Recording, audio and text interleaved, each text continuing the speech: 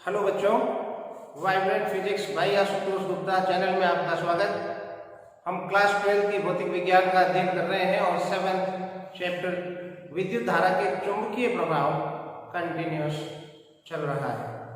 आज हम इसका दूसरा वीडियो लेकर हाजिर हुए हैं। पहले पार्ट में हमने ये सीखा था कि किस तरह से विद्युत धारा एक चुंबकीय प्रभाव दर्शाती है, जो कि ओरेस्टेड के प्रयोग पर आधारित था। अर्थात ओरेस्टेड के प्रयोग के द्वारा हमने ये जाना कि विद्युत धारा का चुंबकीय प्रभाव होता है, अर्थात किसी बिंदु पर चुंबकीय क्षेत्र उत्पन्न होता है।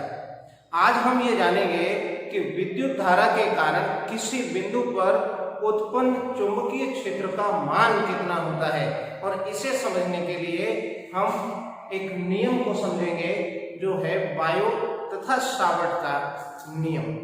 क्या है ये नियम, चलिए सीखते हैं। मैं किसी एक चालक तार पर विचार कर रहा हूं। मान लेता हूं कि ये एक चालक तार है x y, और जिसमें ऊपर की ओर एक धारा कैपिटल I प्रवाहित हो रही है।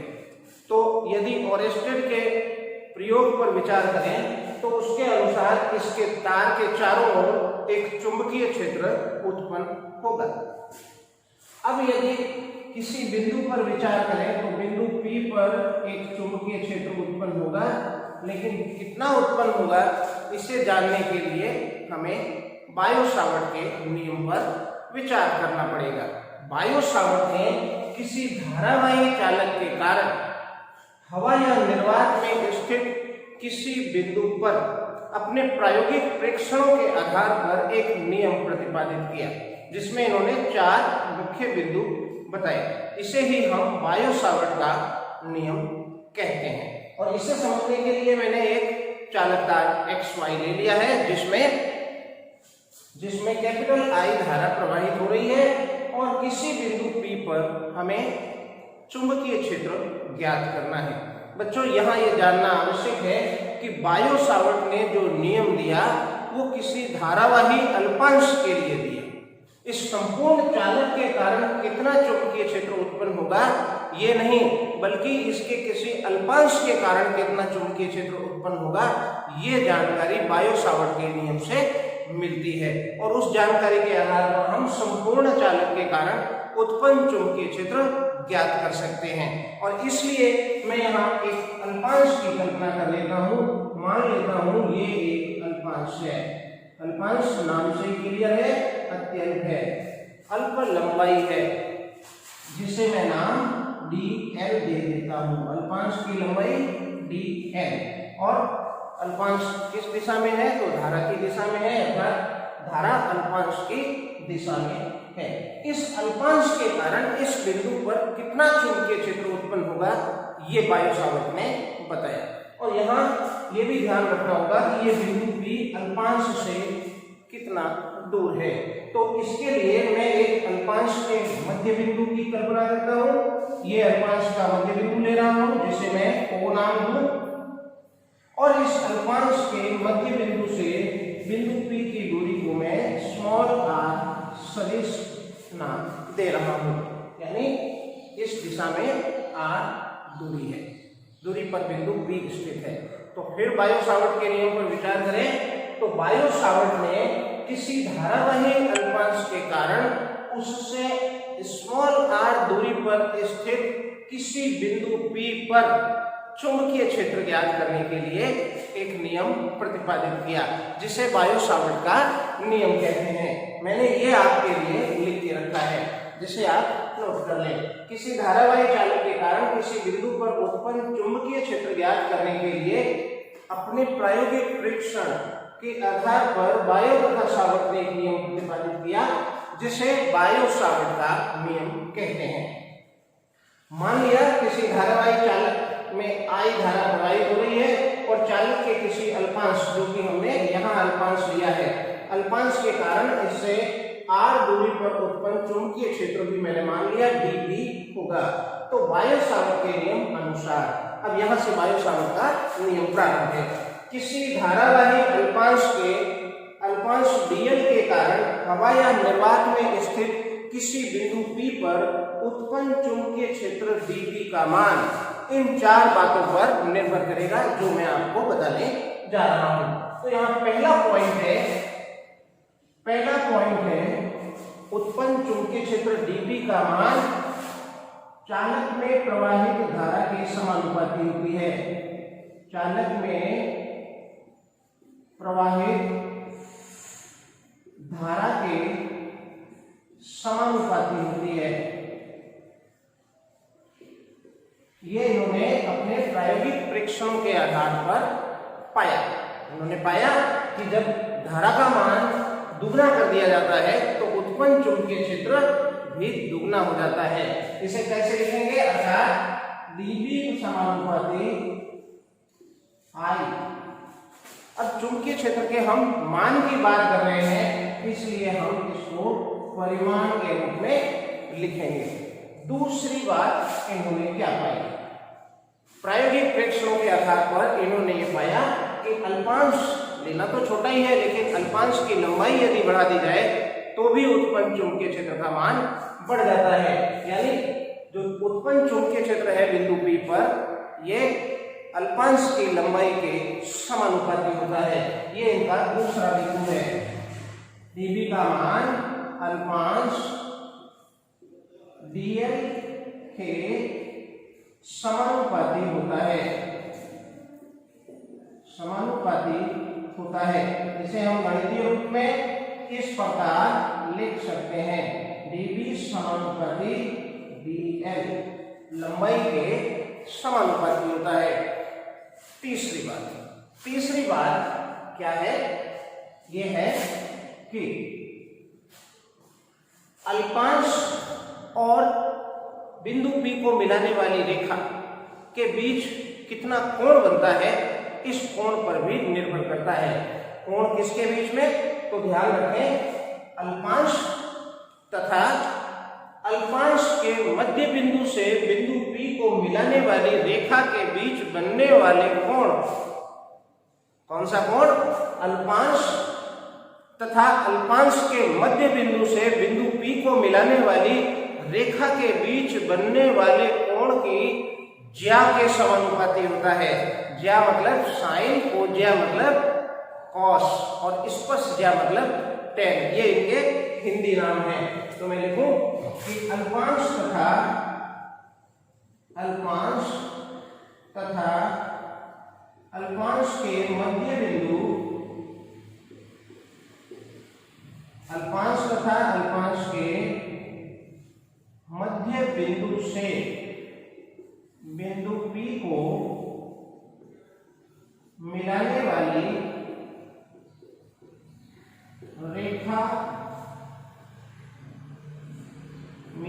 रेखा के मध्य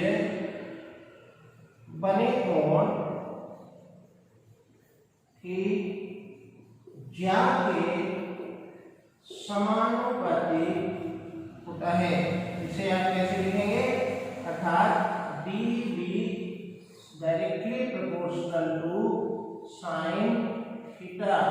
यहां देखें तो ये अल्पांश है और अल्पांश के मध्य बिंदु को मिलाने वाली रेखा ये है, तो ये कोण बना, जिसे मैं इस प्रकार यहां दर्शा रहा हूं। ये कोण थीटा है।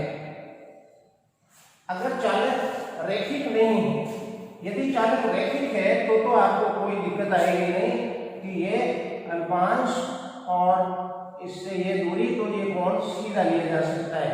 लेकिन यदि आप इसी को देखें, मैं चेंज कर रहा हूं, यदि ये रैखिक नहीं है और इस प्रकार है, मान लें इस प्रकार है, चालकदार इस प्रकार है, तो हमने यदि अल्पांश ये ले रखा है, तो अब अल्पांश और इस r के बीच dl और r के बीच कोण कितना बनेगा?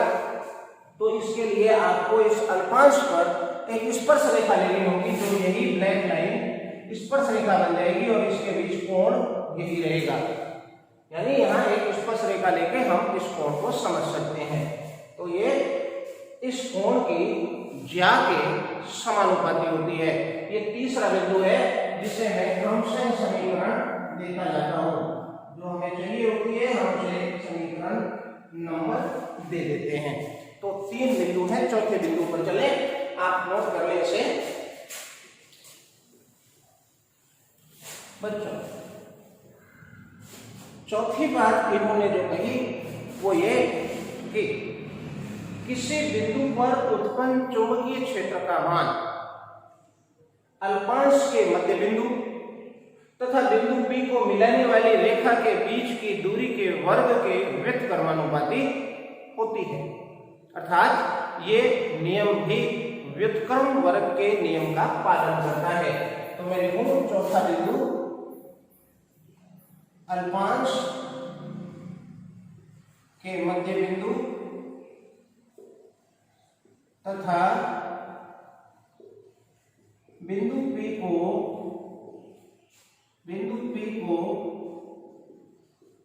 मिलाने वाली बिंदु P के मध्य की दूरी लिखूं सीधे, बिंदु P के मध्य दूरी के वर्ग के व्युत्क्रमानुपाती होती है,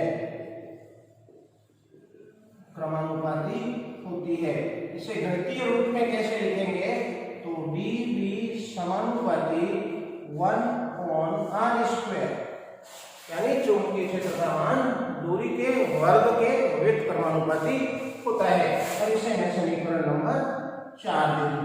बायो सावर्ट ने अपने प्रायोगिक परीक्षणों में इन 4 मुख्य बिंदुओं को नोट किया और उसे ही अपने नियम में दिया।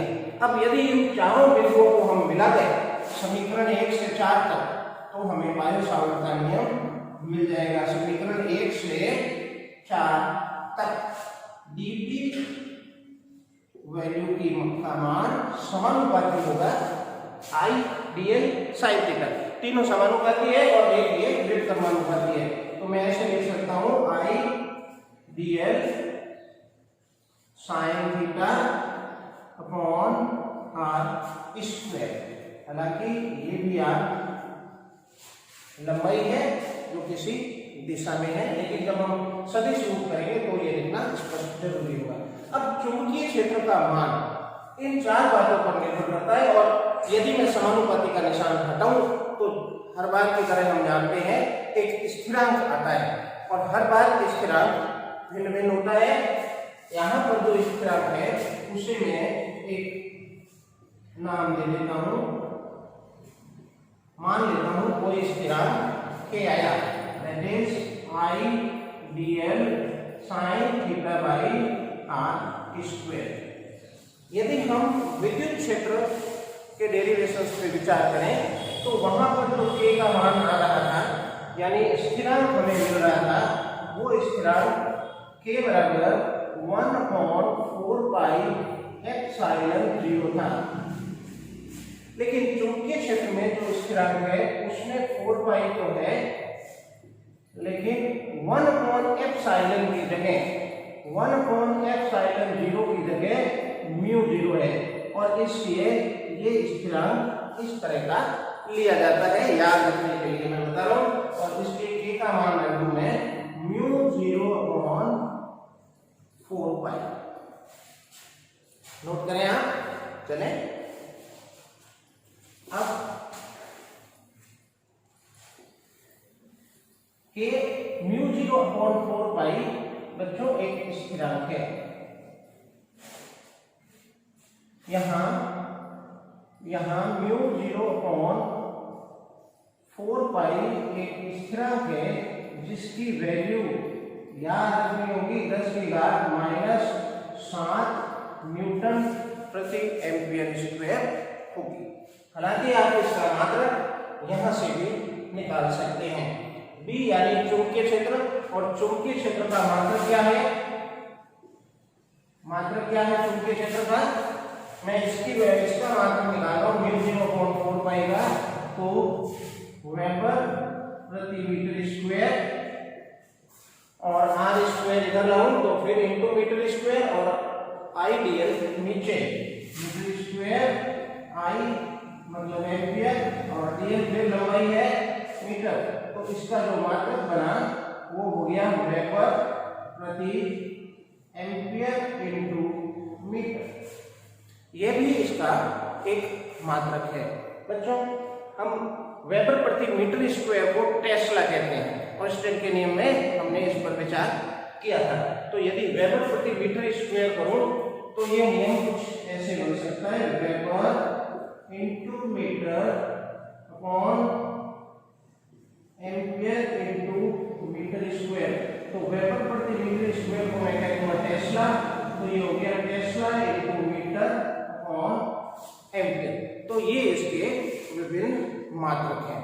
अब यहाँ जो म्यू जीरो है, यहाँ म्यू जीरो एक स्थिरांक है जिसे आप याद करें कि 1/4 पाई एप्सिलॉन 0 आया था विद्युत क्षेत्र का जब हम अध्ययन कर रहे थे। तो म्यू जीरो को हम किस नाम से याद रखते थे? म्यू जीरो था हवायान निर्वात की विद्युतशीलता। और अभी अभी मैंने आपको याद बताया है कि हमने 1/एप्सिलॉन 0 को म्यू जीरो से रिप्लेस किया है। तो ये नाम भी उसी तरह से हवायान निर्वात की चुंबकशीलता है या इसे चुंबकीय पारगम्यता भी कहते हैं। नोट करें आप बच्चों, यहां लिख लें, यहां म्यू जीरो हवायान निर्वात की चुंबकशीलता या चुंबकीय पारगम्यता कहलाती है, पारगम्यता कहलाती है। बच्चों अब मैं एक बात पर विचार करता हूं, ये हमारे पास बायो सावर्ट के अनुसार कितना चुंबकीय क्षेत्र उत्पन्न होगा ज्ञात होगा। कंप्लीट बायो सावर्ट ने प्रायोगिक प्रेक्षणों के आधार पर 4 बिंदु बताए। पहला धारा के समानुपाती, दूसरा अल्पांश की लंबाई के समानुपाती, तीसरा कोण की ज्या के समानुपाती और चौथा दूरी के वर्ग के व्युत्क्रमानुपाती। और इन्हीं चारों को मिलाकर ये नियम बायो सावर्ट ने बनाए। अब मैं कुछ इसके संबंधित बिंदुओं पर विचार करूं। अब मैं यदि विचार करूं कि ये बिंदु P हवायान निर्वात में नहीं है, किसी अन्य माध्यम में है, तो चुंबकीय क्षेत्र का मान कितना होगा? क्योंकि ये हवायान निर्वात की चुंबकशीलता है। अब यदि कोई माध्यम भिन्न लिया जाएगा, अलग लिया जाएगा, तो उस माध्यम की चुंबकशीलता ली जाएगी जो कि हवायान निर्वात से थोड़ी अलग होगी। तो मैं लिखूं यदि बिंदु P यानी तार या चालक तार किसी भिन्न माध्यम में, भिन्न माध्यम का मतलब हवायान निर्वात नहीं है, भिन्न माध्यम में स्थित है तो है जिसकी चुंबकशीलता म्यू है, तो उत्पन्न चुंबकीय क्षेत्र। अब चुंबकीय क्षेत्र जो होगा उसमें म्यू जीरो के स्थान पर, हवायान निर्वात के स्थान पर उस माध्यम की चुंबकशीलता ले ली जाएगी। यानी ये बात समझें कि भिन्न भिन्न माध्यम होने पर किसी चालक तार के कारण किसी बिंदु पर उत्पन्न चुंबकीय क्षेत्र भिन्न भिन्न होगा। यहाँ ये हमें जानकारी मिल रही है कि माध्यम बदलने के साथ भी चुंबकीय क्षेत्र का मान बदलता है। बायो सावर्ट के अनुसार धारा, अल्पांश, कोण और दूरी पर निर्भर करने के साथ पांचवी बात पर जो चुंबकीय क्षेत्र निर्भर कर रहा है वो है माध्यम की उपस्थिति। हवायान निर्वात है तो म्यू जीरो, अन्य माध्यम है तो उस माध्यम की चुंबकशीलता।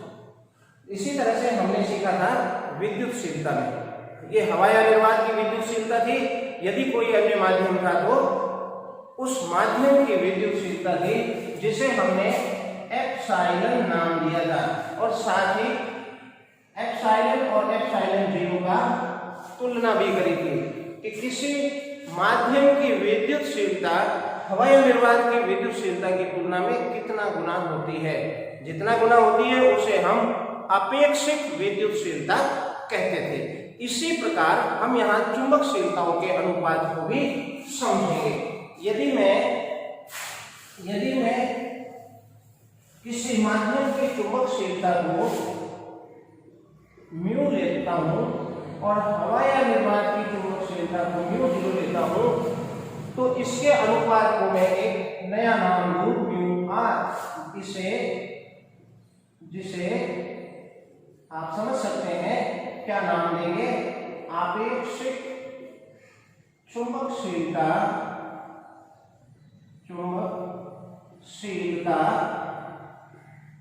कहते हैं। आपेक्षिक चुंबकशीलता है जो ये बता रही है कि किसी माध्यम की चुंबकशीलता हवाई निर्वात की तुलना में कितना गुना अधिक है। यानी हमें सीधे सीधे पता चल जाएगा कि हवाई निर्वात की तुलना में किसी माध्यम में इस व्यवस्था को रखने पर चुंबकीय क्षेत्र कितना गुना बढ़ जाएगा। यदि हवाई निर्वात की तुलना में ये 1.5 गुना है, μr का मान 1.5 है, तो इस बिंदु पर चुंबकीय क्षेत्र 1.5 टाइम्स ज्यादा हो जाएगा। आप नोट करें। चलिए हम इसके अगले बिंदु पर बच्चों, अब मैं इसे यदि सदिश रूप में लिखूं तो किस तरह से लिख सकता हूं, इस पर मैं विचार करूंगा। बच्चों, सदिश रूप में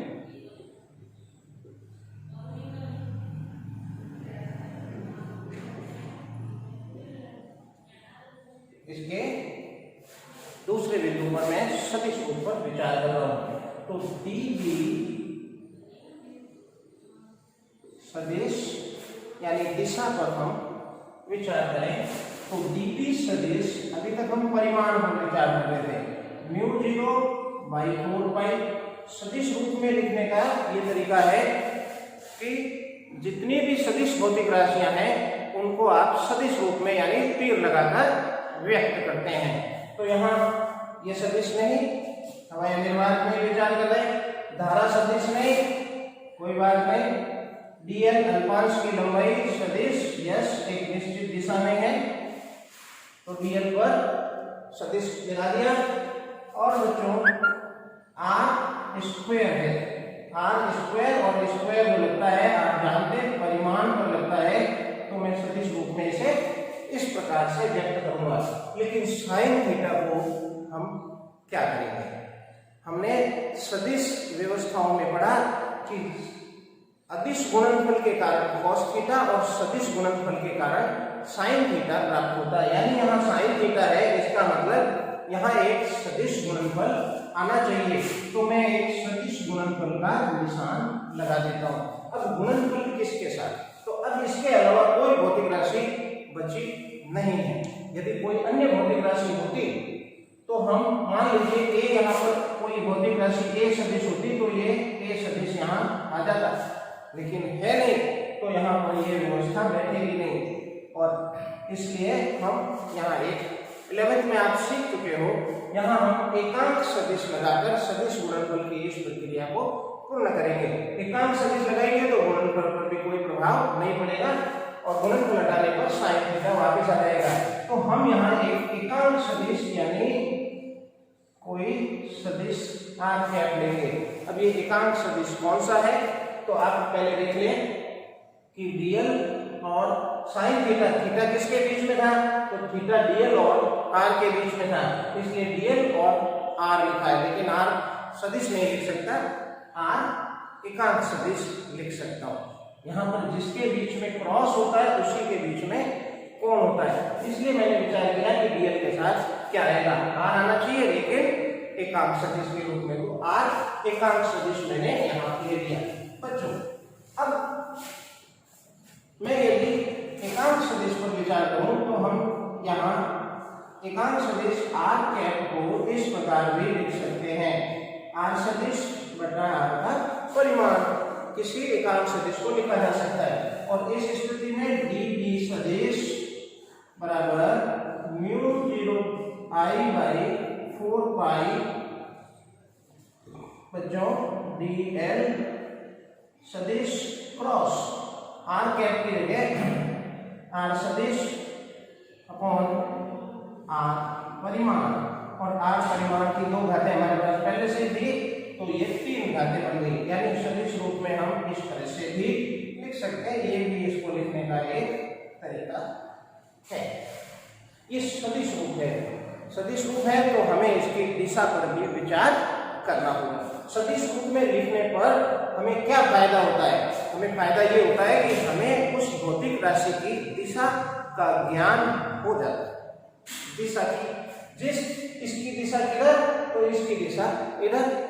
इधर जो भी सदिश राशि है, यदि मान ले कि कोई ऐसे लिखा हुआ है A = BC सदिश, तो इसका मतलब ये हुआ कि A की दिशा C की दिशा में होगी। जैसे आप न्यूटन की सेकंड लॉ में पढ़ते हैं F = ma, तो बल की दिशा किधर होती है? इसमें त्वरण की दिशा में होती है। तो यही बात यहाँ लगाए तो dp की दिशा किधर होगी? जहां जो सदिश आया है उस दिशा में होगी। लेकिन यहाँ एक नहीं, 2 सदिश आए और 2 सदिश गुणनफल के रूप में आए हैं। और ये भी बात हमने पढ़ रखी है कि यदि गुणनफल के रूप में हो तो परिणामी की दिशा क्या होगी? आपने 11वीं में पढ़ा है, यदि C सदिश बराबर A सदिश क्रॉस B सदिश हो तो इस C सदिश की दिशा किस प्रकार दी जाती है? इस C सदिश की दिशा किस प्रकार होगी कि वह A तथा B से निर्मित तल के लंबवत होगी। हमें A और B से निर्मित तल की कल्पना करनी होगी और उसके लंबवत होगी। तो यदि एक सदिश A इस दिशा में है, B सदिश इस दिशा में है, मैं मान लेता हूं, तो आप एक सदिश A ले, एक सदिश B ले। ये A सदिश बच्चों, ये A सदिश और ये B सदिश, और इन दोनों से निर्मित ये बीच में तल, सदिशों से निर्मित तल के लंबवत होती है। और इसके लंबवत या तो इस दिशा में होगी या फिर इस दिशा में होगी। अब इस दिशा में होगी या इस दिशा में होगी, इसकी जानकारी हमें दक्षिणावर्ती पेच के नियम से होती है। ये 11वीं में हमने 11वीं क्लास में पढ़ा है। तो उसी बात को अगर हम यहाँ लागू कर दें तो हमें क्या जानकारी मिलेगी? हमें पता चलेगा कि बच्चों इस dp की दिशा dl और r से निर्मित तल के लंबवत होगी। तो मैं लिखूं यहाँ dp की दिशा dl व r सदिश से निर्मित तल के लंबवत होगी। किधर होगी, कैसे होगी? फिर विचार कर ले। dl की दिशा ये, r की दिशा ये, इससे निर्मित तल, तो इससे निर्मित तल हमारा ये कागज यानी हमारा ये बोर्ड, और इसमें मैं दिखाऊं तो ये इसके बीच में मैं एक कागज लगा के ये तल बना देता हूं, और इस तल के लंबवत होगी। ये तल है तो इस तल के या तो इस दिशा में लंबवत होगी या फिर बच्चों इस दिशा में लंबवत होगी, अंदर होगी या बाहर होगी। इसे कैसे पता करें? तो इसे हम दक्षिणावर्ती पेच के नियम से ज्ञात कर सकते हैं, जिसे दक्षिणावर्ती पेच के नियम से ज्ञात किया जा सकता है, से ज्ञात किया जा सकता है। अब इसकी दिशा ज्ञात करने के हम अगले ही टॉपिक में विभिन्न नियम भी सीखेंगे, लेकिन यहाँ मैं आपको बिंदु P ये है तो इस बिंदु पर दिशा क्या होगी इसके लिए नियम समझा देता हूँ। हमें करना क्या है, पहले तो हमें ये पता चल गया कि dl और r से निर्मित इस तल यानी बोर्ड के लंबवत होगी, या तो इधर होगी या इस बोर्ड के पीछे होगी, आगे होगी यानी ऊपर होगी, ये ऊपर है, और पीछे जाऊं तो नीचे है। ये कागज है, इसके लंबवत ये ऊपर की ओर है और ये नीचे की ओर है। ऊपर की ओर है या नीचे की ओर है तो मैं इसे दक्षिणावर्ती यानी दाहिने हाथ के नियम से ज्ञात करूंगा।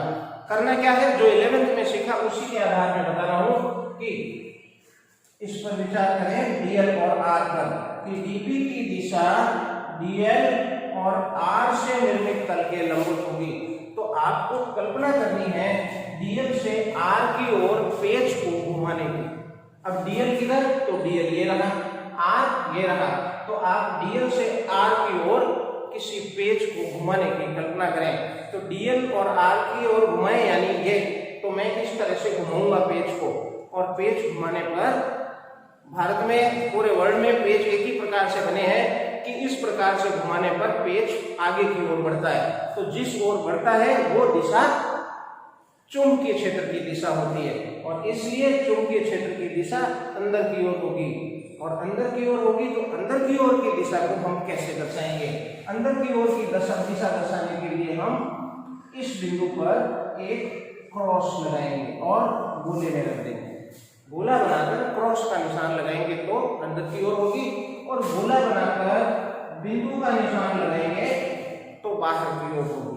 बच्चों तीर है, तीर को आप ऊपर से देखें, इस जगह से देखें, एकदम इसके ऊपर आके, तो तीर की जगह हमें एक बिंदु दिखेगा, और इस तीर को एकदम नीचे से देखें तो हमें एक क्रॉस के निशान की आकृति उभरती हुई दिखेगी। इसलिए हम जो नीचे की ओर दिशाएं होती हैं अंदर की ओर, उसे क्रॉस लगाकर और ऊपर वाली बिंदु लगाकर व्यक्त करते हैं। इसी प्रकार यदि आप इस बिंदु P पर विचार करें, एक बिंदु में P डैश ये ले लूं, इस पर दिशा पर विचार करूं तो ये R सदिश ये है, DL ये है, फिर दक्षिणावर्ती हाथ ये लेना है और पेज को DL से R की ओर घुमाना है। क्यों?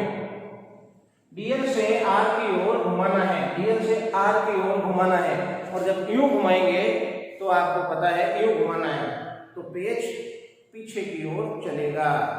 यूं घुमाना है इस तरफ, तो यूं घुमाए तो पेज पीछे की ओर चलेगा, यानी अंदर की ओर, तो इस तरफ चलेगा और इस तरफ चलेगा, इसलिए इस बिंदु पर दिशा बाहर की ओर होगी।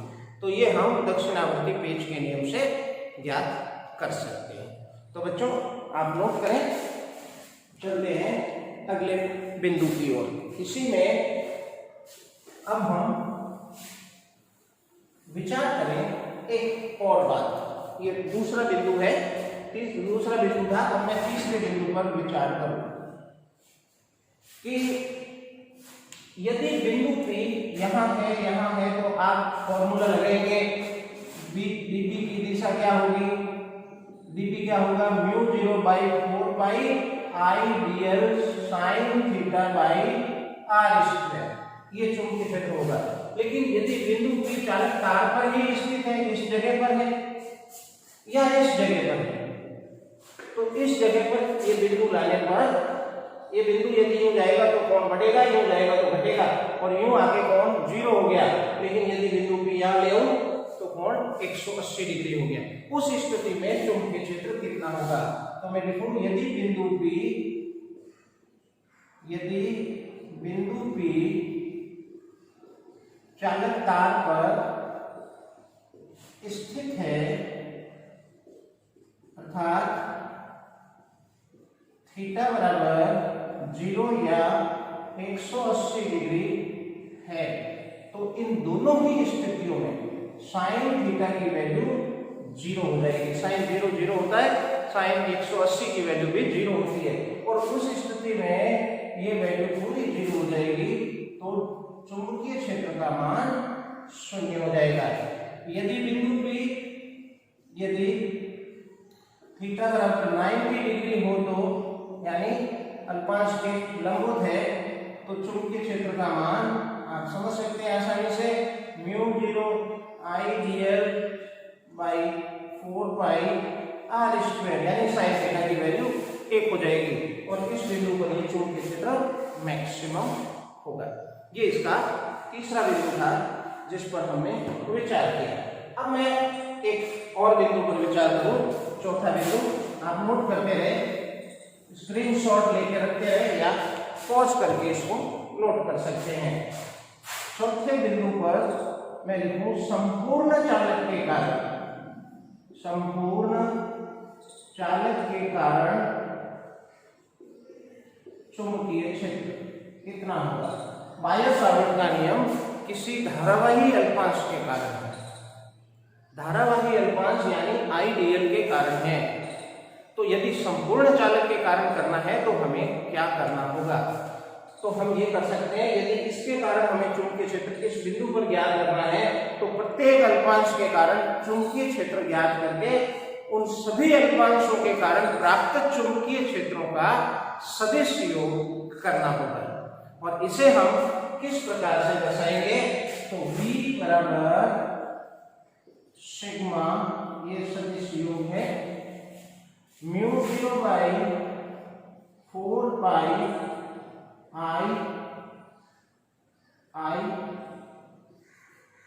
dl cross r upon r cube.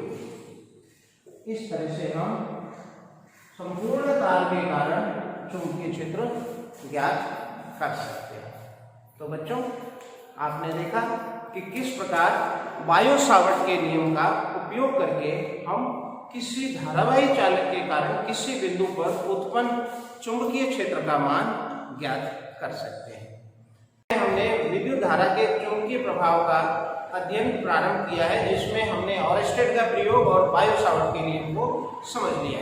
Biot Savart का नियम हमें ये जानकारी देता है कि किसी धारावाही चालक के कारण किसी बिंदु पर चुंबकीय क्षेत्र कितना उत्पन्न होगा, जिसे आप जानते हैं यदि ये धारावाही चालक है मान लें, और इसके कारण किसी बिंदु P पर चुंबकीय क्षेत्र हमें ज्ञात करना है, तो चुंबकीय क्षेत्र का मान होगा dV बराबर mu 0 I by 4 pi and dl सदिश क्रॉस r सदिश अपॉन r परिमाण क्यूब।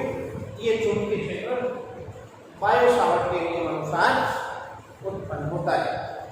यदि मैं कूलाम के नियम पर विचार करूं, जो कि दो आवेशों के बीच लगने वाले बल से संबंधित है, और उसी कूलाम नियम से हमने किसी आवेश या आवेश वितरण के कारण किसी बिंदु पर विद्युत क्षेत्र ज्ञात किया है। जिस प्रकार धारावाही चालक के कारण किसी बिंदु पर चुंबकीय क्षेत्र ज्ञात किया है हमने बायो सावर्ट नियम से, उसी प्रकार आवेश या आवेश वितरण के कारण किसी बिंदु पर चुंबकीय क्षेत्र हमने ज्ञात किया है। तो मैं मान लूं कि यहाँ कोई एक आवेश वितरण है, और इस आवेश वितरण के कारण इस बिंदु पर चुंबकीय क्षेत्र का मान कितना होगा। तो चुंबकीय क्षेत्र का मान आप जानते हैं कि Q बाई R स्क्वायर होगा। अब ये तो संपूर्ण वितरण के कारण है, मैं इससे तुलना कर रहा हूँ, इसलिए अल्प आवेश के कारण ले लूँ, तो अल्प आवेश के लिए dE होगा चुंबकीय क्षेत्र, तो इसको मैं dQ लिख देता हूँ। और सदिश रूप में लिखने के लिए मुझे R कैप लगाना होगा, या और R कैप को बदल के आप क्या करते हैं, इसको R सदिश करके R परिमाण का क्यूब कर देते हैं। तो ये विद्युत क्षेत्र जो कूलाम के नियम अनुसार है, और ये चुंबकीय क्षेत्र है जो बायो सावर्ट के नियम अनुसार है। आज हम बायो सावर्ट नियम तथा कूलाम नियम की तुलना करके ये देखेंगे कि यहाँ क्या समानताएं हैं और क्या असमानताएं हैं। तो समानताओं पर मैं विचार करूं तो पहली बात कि जिस प्रकार यहाँ आवेश dQ विद्युत क्षेत्र उत्पन्न करता है, उसी प्रकार यहाँ चुंबकीय क्षेत्र उत्पन्न करने वाला धारावाही जो है, चुंबकीय क्षेत्र उत्पन्न करने वाला धारावाही अल्पांश IdL है।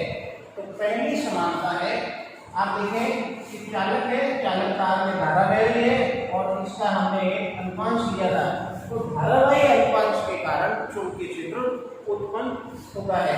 तो पहला नियम ये है समानता कि बायो सावर्ट नियम में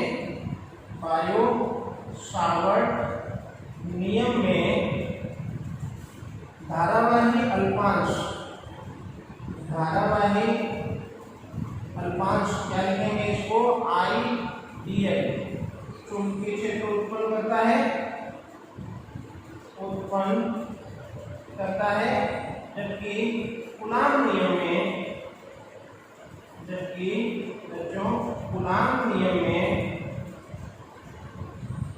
आवेश dq विद्युत क्षेत्र उत्पन्न करता है।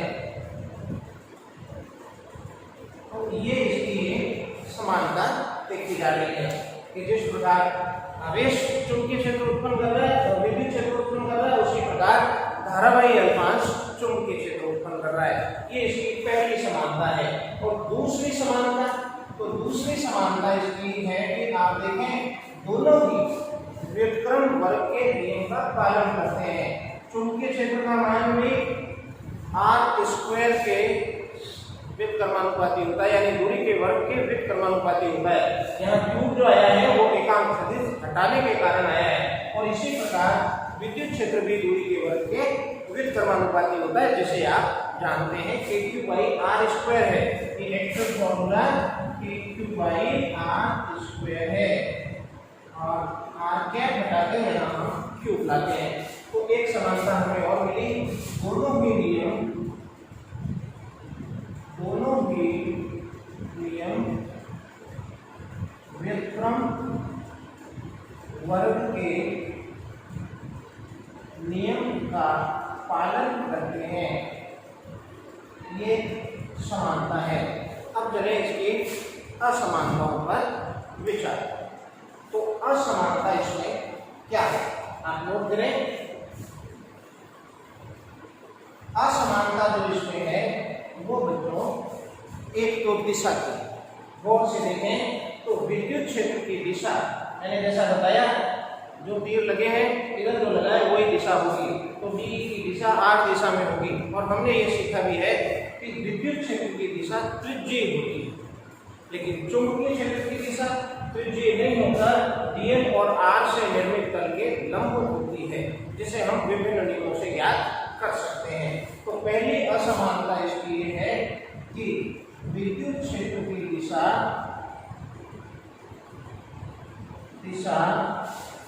त्रिज्यीय होती है, जबकि धारावाही अल्पांश के कारण या धारा के कारण चुंबकीय क्षेत्र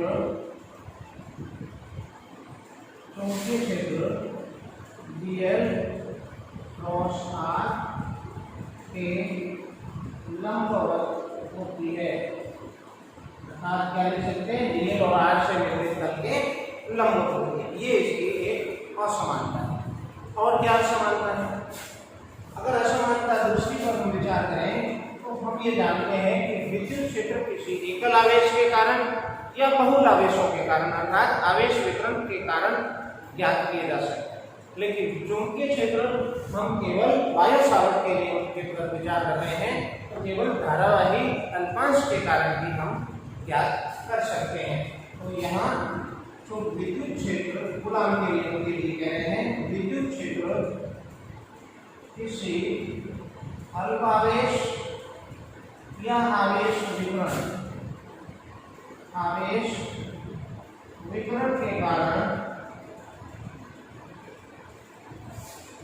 क्या किया जा सकता है, जबकि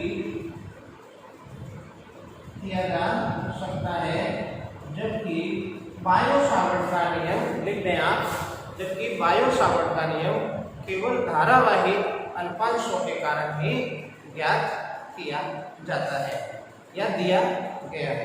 तो ये कूलाम के नियम और बायो सावर्ट के नियम में समानता है और असमानताएं हैं दो, जिसे आप नोट करें। बच्चों अब मैं यहाँ पर विचार करूँगा। हमने ये जान लिया कि किसी धारावाही चालक के कारण चुंबकीय क्षेत्र उत्पन्न होता है, और स्टेट ने हमें इसकी जानकारी दी और बायो सावर्ट ने हमें इसका मान दिया। इस चुंबकीय क्षेत्र की दिशा क्या होगी? धारावाही चालक के कारण उत्पन्न चुंबकीय क्षेत्र की दिशा क्या होगी, जिसे ज्ञात करने के कुछ नियम हैं, उन पर हम विचार करते हैं। धारावाही चालक के कारण उत्पन्न चुंबकीय क्षेत्र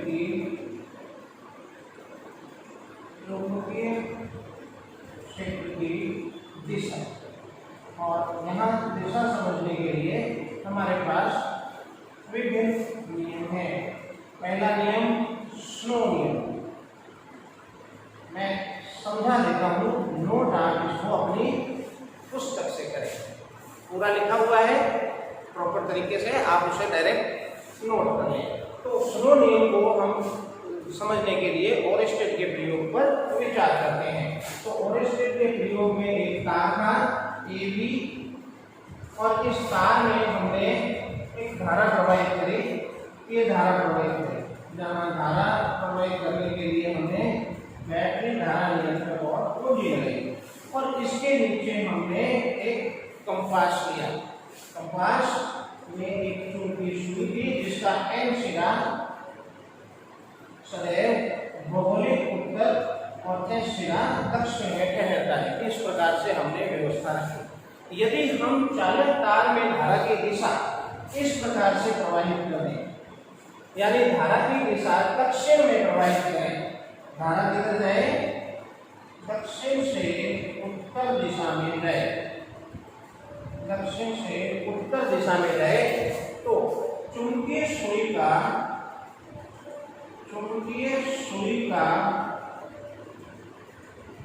उत्तरी सिरा यानी N सिरा भौगोलिक पश्चिम में विक्षेपित होता है, पश्चिम में विक्षेपित होता है। ये स्नो नियम है, जिसे आप डायरेक्ट यहाँ से याद कर सकते हैं। SNOW में स्नो में SN यानी धारा जो है साउथ से नॉर्थ यानी दक्षिण से उत्तर दिशा में प्रवाहित होनी चाहिए, यानी भौगोलिक दक्षिण से भौगोलिक उत्तर दिशा में प्रवाहित होनी चाहिए। और चालक तार कंपास सुई के ऊपर स्थित होना चाहिए। तो विक्षेप W यानी वेस्ट यानी पश्चिम दिशा में प्राप्त होगा। ये स्नो नियम है। अब यहाँ आप कुछ भी बदल देते हैं, तार ऊपर की जगह नीचे ले आते हैं तो पश्चिम से पूरब हो जाएगा। यदि धारा साउथ से नॉर्थ यानी भौगोलिक दक्षिण से उत्तर ना होकर भौगोलिक उत्तर से दक्षिण हो तो भी विक्षेप जो है पश्चिम की बजाय पूरब हो जाएगा। तो इसी प्रकार आप इस नियम को समझकर चुंबकीय क्षेत्र ज्ञात कर सकते हैं, यानी चुंबकीय सुई में विक्षेप की दिशा ज्ञात कर सकते हैं। ये धारा ज्ञात करने का, ये चुंबकीय क्षेत्र ज्ञात करने का स्लो नियम था। चले दूसरे नियम की ओर, और दूसरा नियम है दाएं हाथ के अंगूठे का नियम। दाएं हाथ के अंगूठे का नियम क्या है? पहली बात है किसके लिए? धारावाही चालक के कारण उत्पन्न चुंबकीय क्षेत्र। तो मैं मान लूं ये धारावाही चालक है और इस चालक में इस दिशा में धारा प्रवाहित हो रही है, तो हमें दाएं हाथ के अंगूठे का नियम काम में लेना है। कैसे काम में लेना है? तो हमें बच्चों अंगूठे को धारा की दिशा में रखना है और रखकर इस तार को पकड़ने की कल्पना करनी है। पकड़ मत लेना, पकड़ने की कल्पना करनी है, क्योंकि धारा प्रवाहित है।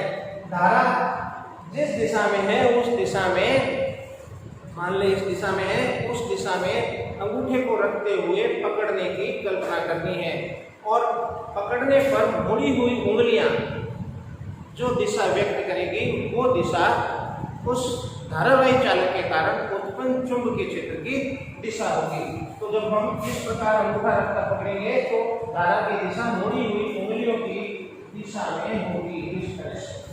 अब कल्पना कर लें 1 मिनट के लिए कि ये चालक है और इस चालक के कारण इस बिंदु पर चुंबकीय क्षेत्र हमें ज्ञात करना है। धारा यूं प्रवाहित हो रही है, तो ये बिंदु है, तो ये इस तरह से जा रहा है, यानी अंदर की ओर चुंबकीय क्षेत्र की दिशा है। लेकिन इस बिंदु पर करनी है तो यूं घूम के यूं आएगा, यानी बाहर की ओर दिशा होगी। ये दूसरा नियम है दाएं हाथ के अंगूठे का नियम। और तीसरा नियम है बच्चों वृत्तीय धाराओं के लिए, वृत्तीय धाराओं के लिए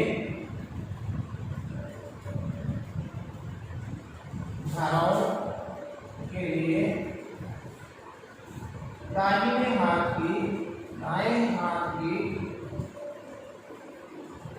हथेली का नियम। ठीक है, लिखने के लिए आप बिल्कुल पुस्तक की मदद ले सकते हैं। अब यहाँ ये नियम है वृत्तीय धाराओं के लिए। धारा यदि वृत्ताकार चालक में प्रवाहित हो रही है, मैं इस वृत्ताकार चालक की कल्पना करूं जिसमें इस दिशा में धारा प्रवाहित हो रही है, तो मुझे हथेली लेनी है और हथेली लेकर दाएं हाथ की हथेली लेनी है और अंगुलियों को मोड़ना है। अंगुलियों को किस दिशा में मोड़ना है? तो ध्यान रखें, अंगुलियों को उस दिशा में मोड़ना है जिस दिशा में धारा प्रवाहित हो रही है। तो मैं अंगुलियों को धारा की दिशा में मोड़ता हूँ। हथेली को रखकर धारा की दिशा में अंगुली मोड़ूं तो सारी अंगुलियां मोड़नी है, तो अंगूठा चुंबकीय क्षेत्र की दिशा को व्यक्त करेगा। तो इस स्थिति में अंगुलियां यूं मुड़ेंगी और अंगूठा यूं आएगा, यानी चुंबकीय क्षेत्र कागज के तल के लंबवत बाहर की ओर होगा। लेकिन यदि धारा विपरीत है, मान लीजिए धारा इस दिशा में है, इस दिशा में है, तो आपको आपकी अंगुलियां ऐसे नहीं मोड़कर ऐसे मोड़नी है, यूं। और जब आप यूं मोड़ेंगे तो अंगूठा अंदर की ओर इंगित करेगा, अर्थात उस स्थिति में चुंबकीय क्षेत्र की दिशा अंदर की ओर होगी। दिखने के लिए आप इसे पुस्तक से देख लें। चौथा नियम है दाएं हाथ का या दक्षिण हस्त हाथ का और स्क्रू नियम। अब ये नियम भी आपके धारावाही चालक में प्रवाहित धारा के कारण उत्पन्न चुंबकीय क्षेत्र ज्ञात करने के लिए है। तो फिर मैं एक कल्पना करूं कि ये एक चालक है, क्लियर? इस चालक में ये धारा प्रवाहित हो रही है और इस बिंदु पर हमें चुंबकीय क्षेत्र ज्ञात करना है। तो हमें एक और स्क्रू यानी एक स्क्रू ड्राइवर लेना होगा, वही पेच चलाने के लिए हमें इस दिशा में इस स्क्रू ड्राइवर को रखना होगा और इसे इस प्रकार घुमाना होगा। इसके लिए हमारे पास एक ही ऑप्शन है, घुमाना।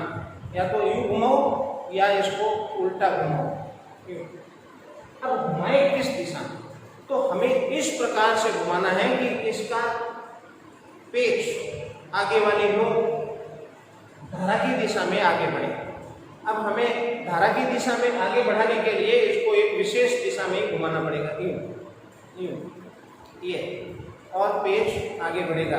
तो जब हम घुमा रहे होंगे तो हमारा ये अंगूठा जिस दिशा में घूम रहा होगा, ये दिशा, वो दिशा चुंबकीय क्षेत्र की दिशा को व्यक्त करेगा। अब वो बिंदु भी कहीं भी हो सकता है, आप उस अनुसार दिशा निकाल सकते हैं। यदि धारा इस दिशा में प्रवाहित हो रही है, मान लें कि धारा इस दिशा में प्रवाहित हो रही है, तो हमें वही पेच को तो इसी दिशा में रखना है, स्क्रू ड्राइवर को। लेकिन इसको चलाना, घुमाना इस प्रकार है कि इसकी नोक धारा की दिशा में चले। तो नोक धारा की दिशा में यानी नीचे चले, यानी हमें इस प्रकार से घुमाना पड़ेगा। और इस प्रकार से घुमाएंगे तो अंगूठा यूं रोटेट करेगा, यानी इस चालक तार के चारों ओर इस दिशा में चुंबकीय क्षेत्र उत्पन्न होगा। तो बच्चों, ये धारावाही चालक के कारण उत्पन्न चुंबकीय क्षेत्र ज्ञात करने के कुछ नियम थे। आज इन नियमों के साथ ही आज इस क्लास को अपन समाप्त करते हैं और अगली क्लास में हम फिर मिलेंगे। तब तक आप पढ़ते रहिए और उसी तरह से मस्त रहिए।